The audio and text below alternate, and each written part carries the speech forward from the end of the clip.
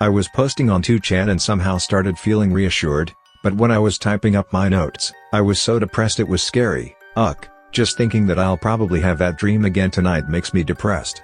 About half a year ago, I had a frightening experience. It wasn't exactly a paranormal event, but it was still pretty disturbing.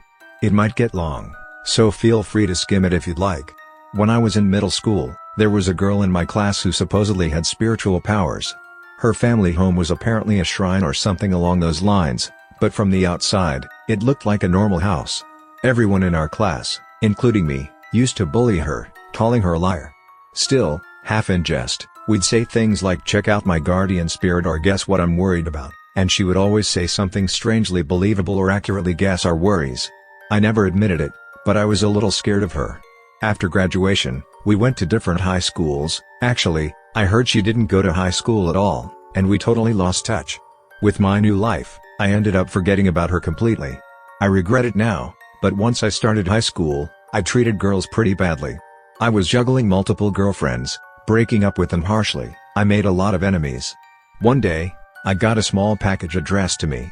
Inside was a hand-knitted, bright red scarf. Naturally, I assumed it was from some girl who had a crush on me, so I took it to my room with a smirk on my face. As soon as I closed my door, I felt this weird, warmish air brush against my cheek, but I ignored it and went to unfold the scarf. As the scarf unrolled, something heavy and strange dropped onto the floor with a thud. Looking closer, it turned out to be a giant straw doll, thick around the torso like someone's arm. At a glance, you could hardly tell it was a straw figure because it was hammered all over with rusty nails, bundled together in clumps. A chill ran through me, and I reflexively kicked the straw doll with my foot and shoved it under my desk. I'm the type who reads the occult board on 2chan a lot but is actually a total coward. Nothing like this had ever happened to me before, and my heart was pounding so hard I didn't know what to do. I tried calling some friends, but everyone just laughed, like you've got to be kidding me lol, and wouldn't take me seriously. A nameless dread, this nauseating sense of horror, made my back tremble. Suddenly, that middle school psychic girl popped into my mind. I dug out my old yearbook and class anthology, then dialed the phone number listed for her home. Looking back, maybe I should have taken it straight to a local shrine or something, but I was freaking out too much to think clearly. It was the psychic girl, let's call her S, who picked up. Without even introducing myself, I blurted out, "A straw doll came to my house, and there was a red scarf." Babbling half incoherently. But S immediately said, "You're my last name, right? Is it okay if I come over today?" Apparently, her parents would be home late from work. Desperate for any lifeline, I just kept nodding, going uh-huh. She said she could get to my place by around 3 p.m., so we decided to meet at a gas station nearby as a landmark. After I hung up, I couldn't stand staying in my room anymore. I hurriedly stashed away my porn mags, left my room, and waited, feeling jittery in the living room. But from upstairs, my room is right above the living room, I heard a weird knocking sound. I got scared and turned on the TV, but the noise just got louder and louder. It wasn't footsteps, it was more like a dull thumping, gone, as if something was being slammed against the floor. I couldn't decide whether to check my room or not, and while I was wavering, it was nearly time to leave for our 3 o'clock meeting. So I headed to the gas station near my house. Walking calmed me down a bit, and I started to wonder who could have sent me something like that, which made me angry. Right before 3 p.m., S showed up on her scooter. She still looked a bit like she did in middle school, but she'd become a striking beauty with sharp features. It was autumn, yet she wore a huge, thick-looking coat, and below it, her outfit looked like some sort of kimono with a flowing hem. On the way to my place, I told S the details and about the strange noises. She just nodded a lot as she pushed her scooter along, barely saying a word. It was a bit unsettling. When we got to my house, S took off her coat. Sure enough, she was wearing a kimono underneath, not a shrine maiden's outfit or anything recognizable, but a kimono with these odd eyeball-like circles and swirly designs on it. The sleeves and collar had a pattern kind of like curly braces linked together, something I'd never seen before. It looked pretty authentic, so I thought maybe she actually could help. I had already explained the basics while we walked, and S said, "It's upstairs, right? Could you show me?" So I anxiously led her to my room. The banging had stopped by then. Inside, the room felt weirdly warm, and that straw doll with the cluster of nails was still under my desk. I had just cleaned the place the day before, so it looked neat. S sat down in front of my desk, placed the doll on what looked like washi paper, and put it on the desk. "Oh, and the scarf," I said, pointing to where I'd dropped it on the floor, but the scarf was nowhere to be seen. I searched everywhere but couldn't find it. S told me that it didn't matter about the scarf for now and asked if I could bring some water. Confused, I went to fill a kettle and brought it back. I found S sitting on the floor, staring intently at the straw doll.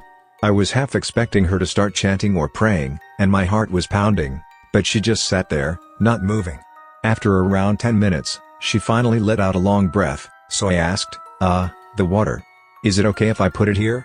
She said, "Let me have it," and took the kettle from me. In her other hand, she held a small vial. She grasped the vial and sprinkled a bit of water onto the straw doll. It was something she had brought herself. I was seated behind her, off to one side, watching. On closer inspection, the doll's torso looked abnormally swollen, and it seemed like S was focusing the water on that area. After that, she took out a weird carved stick from inside her kimono and dipped it into the vial of water, flicking droplets onto the straw doll. Then, she started pulling out the nails from the doll one by one. The last nail, though, absolutely would not come free. S asked, "Do you want to try?" So, even though I was disgusted, I tried to yank it out, but it felt like something harder than straw was holding it in. In the end, I handed her my box cutter, and she slit open the doll's belly. From inside, out came a little wooden box, about 5 centimeters on each side, with the nail still sticking through it. Strangely, the wooden box was wrapped round and round with long strands of hair. S cut through the hair with the box cutter, and while I was freaking out, "Is this really okay?" she just calmly said, "It's fine, don't worry," and kept cutting. The moment she opened the box, this foul odor hit us. Inside the box was something that looked like white tissue. Using chopstick-like utensils she had brought, she deftly lifted it out. It had what looked like dried blood on it, and it smelled kind of rank. She said, "I hate to say this, but I think this is menstrual blood." At that, I felt like I was going to puke. From inside the box, out came more stuff: fingernails, painted with nail polish and clipped off, along with clumps of hair that were matted together with what seemed like dried blood, presumably menstrual blood, too. It reeked so badly I felt dizzy. S collected everything in her small vial and closed the box. Then she said, "I think that should pretty much do it. But for about a week, please avoid anything with a strong smell of blood, like meat or fish, and if you don't mind, try to drink lots of sake. Let's rest a bit, and then I'll explain." Seeing S flash me a broad grin was oddly reassuring, even though I still felt sick.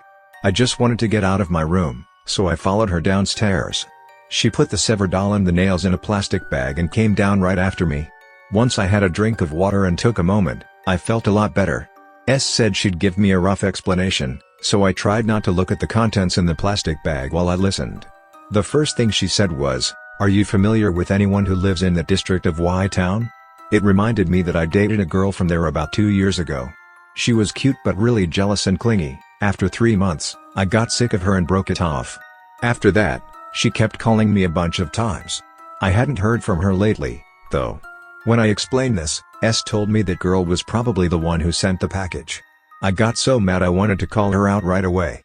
But S spoke firmly. "From now on, don't interact with her at all. Even if you run into her in town or she calls you, don't speak or glare at her, act like she doesn't exist. There's a good chance she'll send something similar again. If she gains more knowledge about this spell, its effects will get stronger and stronger.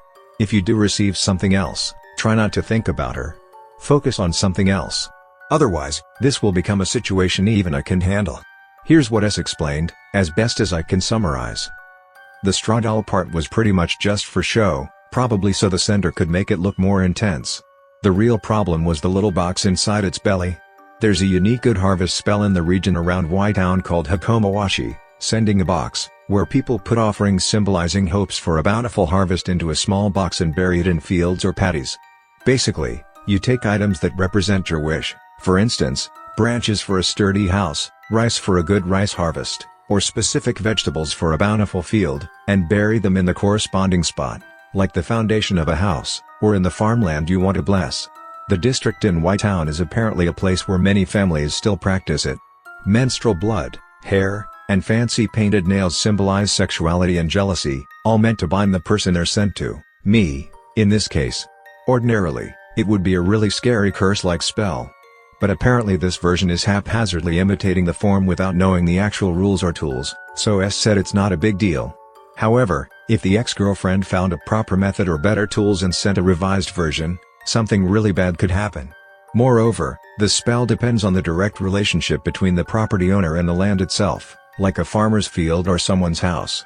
If there's no connection, it won't work properly. So if I just try not to think about her and basically forget, it'll lose any hold on me. That was the gist of her explanation.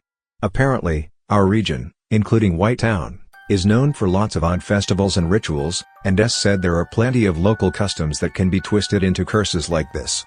After that overall explanation, S gave me some salt wrapped in paper. She told me to sprinkle it in my room at night, then she got back on her scooter and left.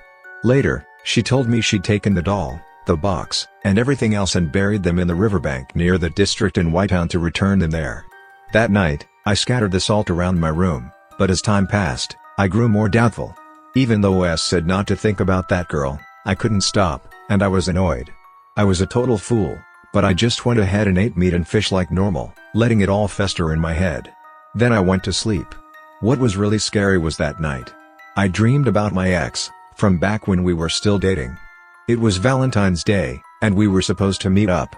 I was trudging through deep snow toward our meeting place during a heavy snowstorm, and suddenly she appeared behind me and started strangling me with a red scarf. My chest felt tight, my stomach churned, and I was about to gag. I tried to fight back, but somehow I was already buried in deep snow, struggling as she strangled me. Just as I thought I was about to pass out, I woke up in a panic and realized, embarrassingly, I had thrown up in my sleep. I'd been lying on my back, so the vomit got stuck in my throat. I coughed it up as I struggled upright.